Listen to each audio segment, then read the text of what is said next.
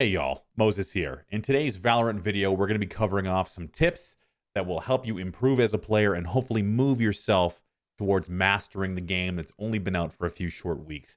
Valorant is a unique title. If you're coming from Counter-Strike, if you're coming from Overwatch, really anywhere in gaming, you're going to be finding just a little bit of a new experience because it's not Counter-Strike, it's not Overwatch, and you can't play it like those other games. You have to learn from the ground up just like everybody else.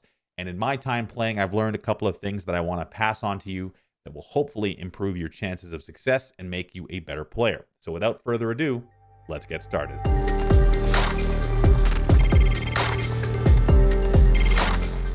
The first thing I want to talk about is communication. Now, before you already start clicking ahead to the next part of the video, I'm sure you're a great communicator, but let's talk about what makes a good communicator. And maybe you can compare that to what you're doing right now. The first thing you want to do is make sure you have the proper audio setup. The first thing that I'd like to talk about is voiceover volume. Sometimes the agent voiceover, especially like the flavor or the random comments that the agents make, can suppress other audio cues. It happens from time to time. So if you find that's happening to you, you can click over to the voiceover tab and start disabling certain things. I would leave the tactical callouts and gameplay stuff on because I believe the tactical callouts is where you get like the ultimate announcing. So if the Raze ultimate is happening, you want to make sure you're hearing that because you'll be mad if you don't, I promise. The next thing is making sure your voice chat is set up properly. They have a loopback test in here you can use in order to test your microphone and make sure it's at the right volume, clarity, whatever. I'm not expecting you to have the same quality microphone that I have, but make sure your headset sounds okay before you get into a game. The next thing is talking about effective communication. First thing to take note of, everywhere on the map has a specific callout. Not every callout will be called the same depending on who you're playing with, but by a default standpoint, use the mini-map callouts as they change right there. So right now, this is A site. If you move over this way, you'll eventually get into short and then lamps or U-Haul. I believe U-Haul is a much more common call out than lamps is. And then you're on short, teleporter, back to short, and then eventually you'll get into the spawn. Anyway, the best way to communicate is to communicate what's happening, where you are, and any other supplementary information around those two things. So for instance, you're playing A, you see two enemies, you're calling, there are Sage and whoever. Sage and Sova are short, might be in it, and that's it. That's all you need to. That's all you really need to call. Sometimes what I like to say is to either call or rotate if I feel that they're going to be pushing through short. But at a very basic level, just call what you see and what's happening, where it's happening. So two players short, Viper and Sova are short. Footsteps in showers, that kind of stuff, just to give your team as much information as possible. You don't really have to run on sentences and talk about the mood of the enemy team, any of that kind of stuff. But just don't die and say nothing. If you die in showers to a Phoenix, let them know how much damage you did to the Phoenix, who else you saw, and anything else of that nature. Just don't be an empty communicator. Don't just like yell expletives into the microphone when you die. Don't coach your teammates when they're trying to clutch. Just give information. Try and keep it positive. Don't be a dick, and you'll be an effective communicator. This is a skill like anything else, so practice. Even if you don't feel comfortable, it will turn games around and help your team. So let's move on. The next thing I want to talk about is having a proper warm-up and practice routine. If you've played Counter-Strike, you probably are familiar with deathmatch servers, custom maps, that kind of stuff that are designed to help you to improve your aim. Valorant has a training range built in, and it has a lot of great functionality that will help you improve until we get custom servers or some sort of deathmatch mode that helps you practice against live players, which is the best kind of practice. But until then, I want to show you my warm-up and practice routine in the training range. So once you get into the practice range, this is how you want to set up your bots. You can hit F3, and you set your bots up to eliminate 100, strafe, and then with body armor on or off. I like to start with it off, because I like to practice with the starting pistol and the ghost to begin with. So all you got to do is you basically stand here and you shoot these bots, prioritizing headshots as best you can. Now, I'm not a god aimer and I haven't warmed up myself yet, so don't expect too much of a performance. But just prioritizing those headshots and trying to go as fast as you can. And you can practice the different shooting modes, seeing what they do at different ranges, that kind of thing. But just kind of go through one gun at a time, do a couple of runs per gun, or until you feel like you're ready to move on to the next thing, and then move on to the next gun. The next gun I like to practice with is the Ghost. I'm not a great pistol round player. I've been trying to improve specifically with pistols because of that. So now and again, I will buy the Ghost. I typically don't because, again, I'm not a super strong player, and the economy in the second round will be kind of affected if I do die without any kills, or we lose the round, that kind of thing. But again, just prioritizing those headshots, moving around the range, trying your absolute best to streak, so killing as many bots in one shot as possible. And again, just trying to go as fast as you can, prioritizing headshots. Once you're done with the Ghost, I like to then go into the Sheriff, turn body armor on, so you're not getting those free body shot kills. And again, just prioritizing the head, going as fast as you can. The Sheriff is especially important in my opinion because of the eco round system. We'll talk about economy in a little bit, but the Sheriff, again, is going to be a very powerful gun if you can master it. Just like the Deagle in Counter-Strike, it can turn eco rounds into wins, and then turn games around if you have effective eco rounds. So prioritizing headshots, I've noticed improvement in myself just from doing this routine over and over again. I do it at night, I do it before I stream, and I think it's super important. Once you're done with the Sheriff, you can use the Spectre, and then go into the ARs like the Phantom and the Vandal. Specifically with the ARs, prioritize headshots and dragging your spray onto bodies if you miss that first shot headshot. Just going for the speed in this case, just trying to get those kills as fast as possible, regardless of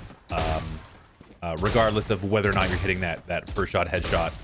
Because with any AR, the skill you want to be building is spray control, spray transfer, and just quick kills as quick as you can. Because if you can get those skills mastered, and the other person you're against isn't hitting their headshots either, obviously you're going to be coming across good players. The fastest you can kill these bots, the better, and the faster you will kill enemy players as well. And the Vandal, just for the sake of practice, this is the gun if you're going to be practicing one-shot headshots. This is the gun you want to use, just practicing your tapping, which is what I think the Vandal's best attribute, is that long-distance one-tap headshot. Better than the Vandal. Not as good of a spray pattern, but a good skill to try and build nonetheless. So without boring you and showing you the entire practice routine, that's what I like to go through from start to finish as many times as you want in many different scenarios as you like. And it will make you a better player. Let's move on. Let's talk a little bit about agent composition. Not sure if you guys are aware, but this was a story during the beta, at least the first couple of weeks, and it is April 19th, 2020. So if you are watching in the future, apologies if this is like super old news to you now. But the developers of the game went against like Summit, Shroud, a bunch of very like top level gamers, and absolutely destroyed them. The devs knew the abilities, they knew the synergies, they knew the map, they had way more knowledge, and they just completely outclassed a group of some of the best video game players in the world. Now, Shroud has got tremendous aim, but aim, even though as a major focus in this game, does not hold a candle to communication, synergy, all the things I just mentioned. So let's talk about that. One of the main things you're going to see in your games right now is people picking Raze, Jett, and Phoenix because they get the most marketing and are on all the posters and that kind of stuff. They're the flashiest characters. But they all have something in common. They're all duelist characters. Phoenix is designed to get up in the face of the enemy. Same thing with Jett, same thing with Raze, and their utility and their abilities are designed for those purposes. But if you look at a character like Sage, arguably one of the best, if not the best characters in the game, her ice wall will completely stonewall a push onto his site. Her slow orb is a massive advantage, again, to controlling a certain area of a map. Especially choke points, and it can really screw up everything. If you're in a bad position and a slow orb lands on you, you're gonna die. There's no way around it. She can resurrect, she can heal. This is one of the best characters in the game. Brimstone, not a super flashy guy as far as his kit is concerned, but his smoke deployments, his ultimate, his stim boost to an extent, and his Molotov are all really good at controlling areas of the map. And these kind of things, when paired with duelist characters, can make your team composition much better than if, say, you all want to play Phoenix, Jett, Raze, that kind of stuff. Those three characters, when played together, will leave you open to bad synergy. So that's something to consider when you're choosing your characters. I'm not going to go over all the different synergies and that kind of stuff. But when you're choosing your characters, look at your utility. Do you have smokes to cover approaches onto site? Do you have the ability to hinder your enemy in any way? Are you having the right mix of initiators versus controls or sentinels? Having a Cypher on your team, one of my favorite characters, if not my favorite character. The information he provides to your games are crucial. The camera, you can just leave that up on site with traps and then rotate somewhere else, so you can have presence on a site without actually physically being there, because you have traps, you can smoke, and you can see without again being there. So a player like Cypher, or a character like Cypher, compared to a player like, or a character like Jet, they don't really look like they're as useful, because the Jet is just flashier and has a cooler kit. But even if your traps get destroyed as Cypher, that's information you can feed back to your team, because knowledge is super important in this game. So when you're choosing your characters, put some thought into it, learn the abilities of everyone, understand the strengths and the weaknesses, the timings, and we'll talk a little bit more about utility usage and stuff in other videos where I can talk at length, but keep this stuff in mind. We're getting a little long here, so I wanted to cover these next two tips in one Omni tip. Let's talk briefly about economy. Economy, very important. If you've played Counter-Strike or League of Legends, you have some semblance of understanding of economy. But if you're completely new to the economy concept, let me briefly intro it to you. So you get money for losing, you get money for winning, you get money for planting the bomb, defusing the bomb, getting kills. You get extra cash if you lose a player on your team, like say they DC. Everything has a value attached. Learn those values and understand how to maximize your round-to-round money. So looking at the scores here, you can see that we've already bought all of our gear for this upcoming round, and I'm left with lots of money in the bank. I believe the max money is 12,000. Don't quote me on that, but regardless. Looking across at the enemy team, however, they've lost a couple of rounds, and because of that, depending on how they've performed individually, they're all quite poor. Knowing that a Vandal or a Phantom costs, I believe, 2,900 credits, these guys cannot buy ARs and heavy shields at the same time. They could attempt to force buy and not eco, which they probably should in this round, unless they want to do some half buy bullshit. But I wouldn't recommend that, because if you have some people buying and some people not, everyone's going to be off kilter. So pay attention to what your team's doing. Are they purchasing guns? Can you afford it? And if you can't, you must communicate that and maybe call for a save round. So the next round after that, depending on how this one turns out, you can all buy the same equipment at the same time. That way you have a more even presence around the map and are not playing a weak player in mid, which would be very important in this map, because mid is so crucial.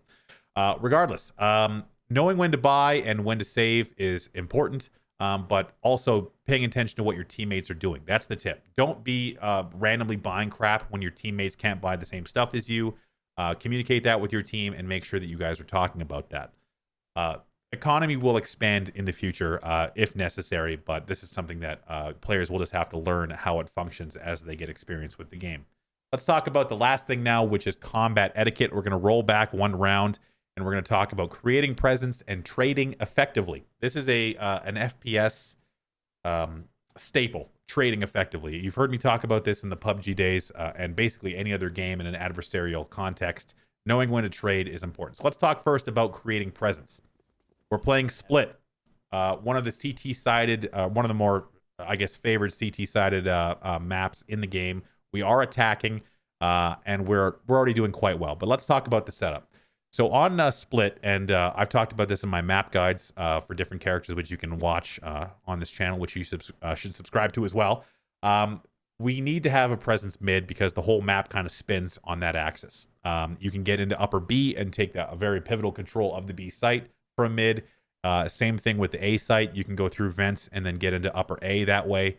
So having a presence or players in mid is very important, so you're not giving it up for free, which would allow flanks and all sorts of horrible things to happen to you if you didn't have a presence there. Say we were all going through B main. I am creating presence being in B main. So let's watch a little bit. So it's important here to kind of look at the mini map and see when information calls out. Now my team, without playing the comms for you, is now communicating where they are seeing enemy players. And we are currently parallel, so we've moved into B main, haven't met any resistance yet. And our Phoenix and Viper have moved up through mid, and they have not received any resistance yet either. So this is going to allow us for a nice coordinated push onto the B site. So as time goes on, We spot the Viper who's firing her Marshal from the back of the site. And now my supporting players here are going to start using their utility. And when you create presence in this way, you are going to start baiting or forcing utility usage from the enemy team who is trying to slow you down. So in this case, Viper has her wall up. And if there was anyone helping her, maybe there would be more utility there as well. We don't know who's on site yet, but utility is not being used. So my Omen is now going to put his smokes down to allow us to push into the site. So he's tried to smoke off the Viper at the back. We're waiting for the wall to go down. He throws another of his smokes short, and he calls right now that he's about to teleport. And this is where I'm going to highlight a mistake when it comes to trading effectively. So we have presence. Our Phoenix has already come up through mid into vents, killed the enemy Omen player. So he has effectively cleared out the entire mid area. And now my Viper is pushing into upper B to help our push onto the B site.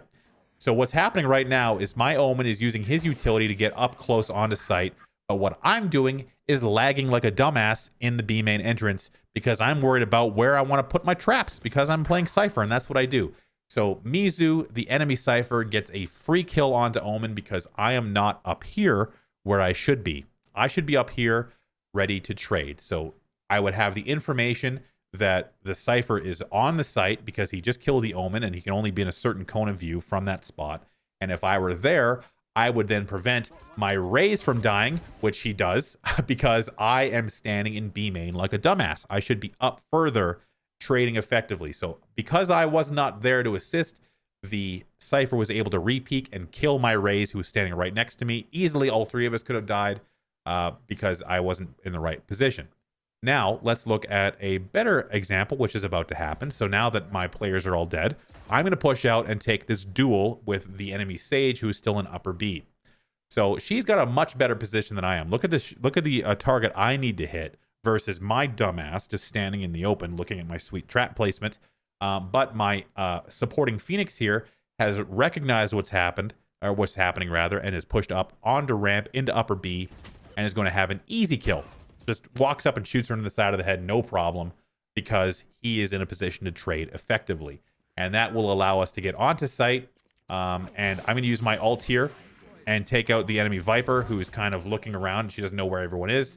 The ultimate reveals the fact that the Sova is coming back through vents, I believe. And this fool, my friend, is going to take him out easily because he has that information. And that's how you execute a site. Sloppily in our case. So this is a matchmaking example, but there's two really key concepts there. Don't bait your teammates. Be in a position to trade and be aggressive. Sometimes it's going to be scary when you're pushing onto the site. You don't know where everybody is, but if you're in a position to aid your teammates, you will have more success. And if you're paying attention to your game economy, you will have the right equipment to initiate that success. We're going to expand on this stuff more in the future, but that's it for now. Let's wrap this thing up. Wow, that went way longer than I thought it would. That's what she said. Anyway, thanks for watching. If you have any comments or feedback, if I missed anything, or if you have any tips of your own, please leave a comment down below and let me know what's going on. Leave a like if you like the video, and please subscribe to this channel if you want more Valorant content like this in the future. And thanks for watching, guys. If you have any suggestions on the next video, again, leave it down below. And until next time, I'll see you out there.